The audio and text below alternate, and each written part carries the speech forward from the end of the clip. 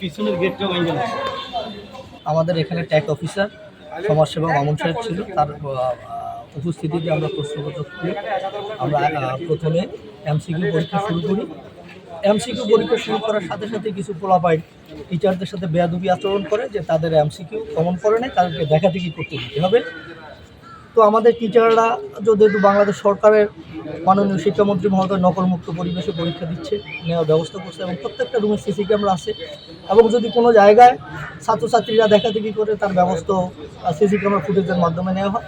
এজন্য আমরা সরকারের নীতি নিয়ম মেনে আমরা যথারীতি পরীক্ষা শুরু করি। পরীক্ষা এমসিকিউ শেষ হওয়ার পরে যখন আমরা রিটেন পরীক্ষা দিই, এই প্রশ্ন দেওয়ার পরে পোলাপাই আমাদের টিচারদের সাথে তারা কটূক্ত আচরণ করে, অশালীন আচরণ করে এবং বিশেষ করে 304 নাম্বার রুমে আমাদের টিচারদের সাথে অশুভ আচরণ করার সাথে সাথে আমরা খবর পেয়ে বা আমাদের ট্যাগ অফিসার মামুন সাহেব আমি ওখানে গিয়ে তাদেরকে নিবৃত্ত করার চেষ্টা করি এবং বলতে থাকি যে তোমরা লেখাপড়া করো, পরীক্ষা তো সরকার তোমাদেরকে নকল করার কোনো সুযোগ যেহেতু নাই, সুতরাং আমরা নকল করার সুযোগ দিতে পারবো।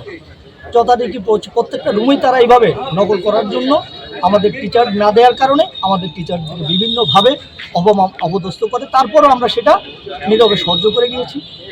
পরীক্ষা শেষ হওয়ার পর তারা যখন শেষ হয়ে যায় এবং আমি ইতিমধ্যে আমি প্রশাসনকে জানিয়েছি, তারা আমার টিচারদের সাথে খারাপ আচরণ করে রুমে।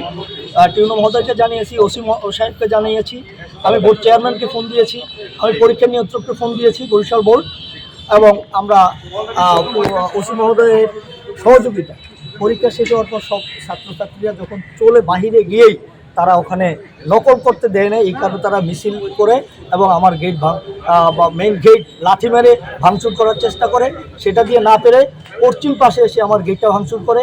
এখানেও প্রচুর ইট পাটকেল ছুঁড়ে এবং অনেক পথচারী আহত হয় যারা হাসপাতালে চিকিৎসাধীন ছিল। এমনকি আমাদের কলেজের ম্যানেজিং কমিটির সম্মানিত সভাপতি শিকদার হুমায়ুন কবির সহ তাদের ইটের আঘাতে পায়ে আহত হয়েছে।